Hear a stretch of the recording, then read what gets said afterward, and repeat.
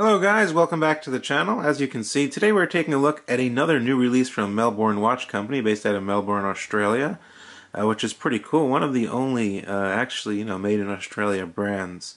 And they're a pretty decent brand. They always put out a decent quality product, and this is one of their new watches from the Lonsdale line.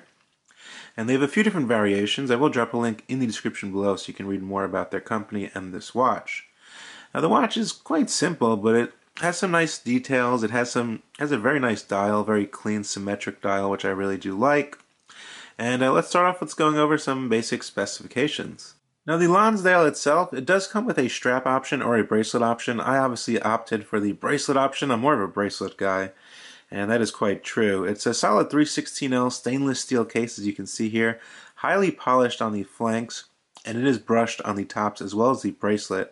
But the bracelet does have these nice little polished areas over here on the left and the right. But the finishing is fairly decent, I would say, for a watch in this price point of about $300 US, which is pretty nice. And you guys know it comes with the nice box, the wood box. You can check out my other videos. That nice wood box that Melbourne always supplies. So yeah, we have that nice highly polished finish, and it is kind of knurled over here on the sides of the stationary bezel. And the bezel itself is brushed on the tops as well. So yeah, pretty simple design, but definitely not a homage watch or anything like that, which is pretty typical from a lot of smaller brands. Although I wouldn't really call Melbourne a smaller brand. They've been around for quite some time, and they're more of an established brand. At this point, I'm not sure if I'd call them a micro brand. Definitely a smaller brand, though. So we have a pretty standard 42mm diameter case here. We have a case thickness of around 12mm, which is pretty thin for an automatic watch. Not bad there. Definitely fits nice on the wrist.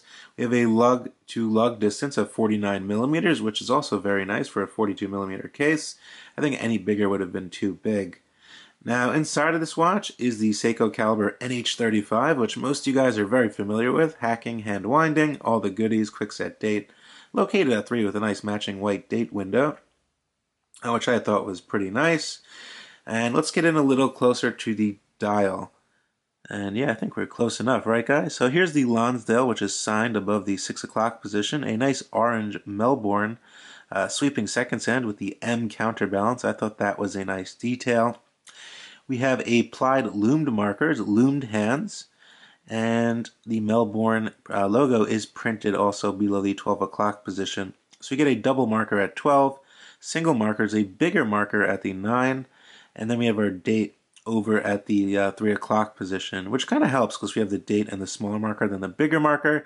I think that helps the watch to be a bit more symmetric and clean looking on the dial. The dial also does feature concentric circling on the outer portion, while the center portion is kind of like a grayish white color, while the concentric circle and the chaptering are more of a white, I'd say a white color. The chaptering does feature 0 through 60 as well, so you can always keep track of your seconds. And yeah, let's take a look at the crown. The crown is signed with the M for Melbourne, which is pretty neat. I think that was a nice little touch that they did that. So the crown is screwed down. This watch does retain 50 meters of water resistance, which is pretty typical for an everyday watch or a casual watch, I'd call this one.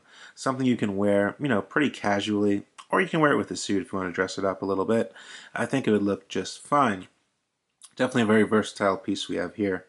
Now the crystal is a flat, genuine sapphire crystal, as you would expect for this price point. And it is pretty flat, as you can see there, so there is no dome there on the crystal. Now, some other stuff about this watch. The strap is 22mm, of course, and we'll take a closer look at the bracelet. So the bracelet features pins. It is polished and does feature curved links. We do get a nice signed clasp here with the Melbourne logo, as you can see here. It flips open, pretty simple stock clasp here, 2 buttons. There are only 3 micro adjustments, and we get a nice custom milled clasp. It's very secure though. It's not bulky, as you can see here. It's not going to add extra bulk, which I really do like about these clasps. And I think it fits the watch just fine, especially at this price.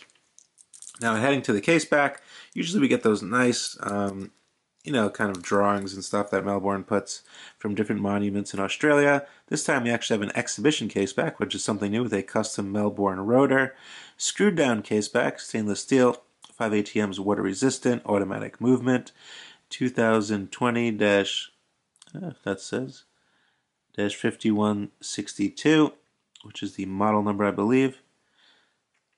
And as you can see, we do get a nice glimpse of the NH35, which is a pretty standard movement. Also solid end links on this bracelet as well. In terms of the crown action, we have nice crown guards here, which really do fully protect this crown. It's very easy to unscrew. There's no issues there. It pops out, no wiggle.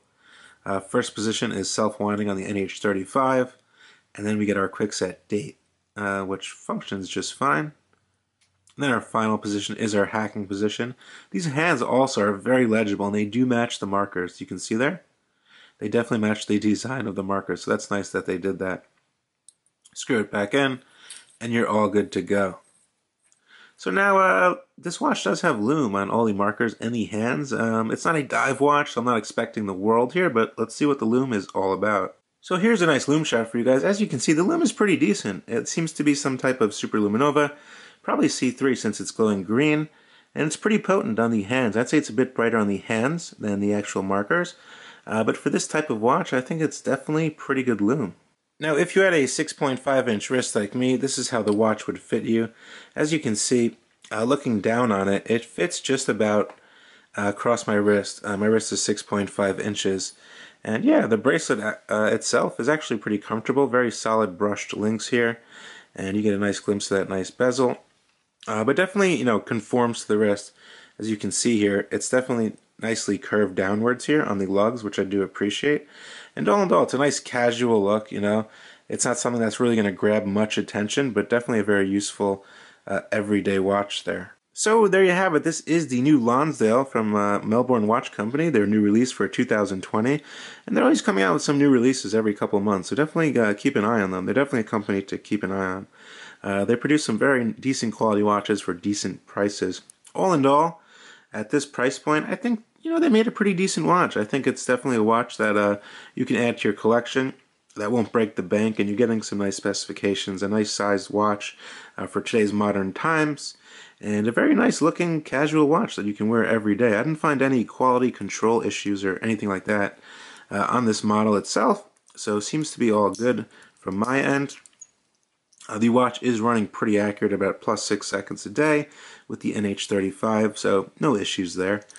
Pretty typical. Most of the NH35s are actually really accurate movements, more accurate, I would say, than some of the Edit 2824s or Sellita SW200s. So that's always good to know. It does beat at 3 Hz if I didn't mention that. Anyway, definitely a really cool watch from a cool company. Let me know what you think down in the comment section below as usual. Definitely throw this video a like if you enjoyed it. Subscribe to the channel by hitting that red button in the bottom right corner. Hit the notification bell so you never miss a new upload. Always a lot of new interesting watches coming up for review on this channel. Thanks so much for tuning in once again, and I'll see you on the next one. Bye.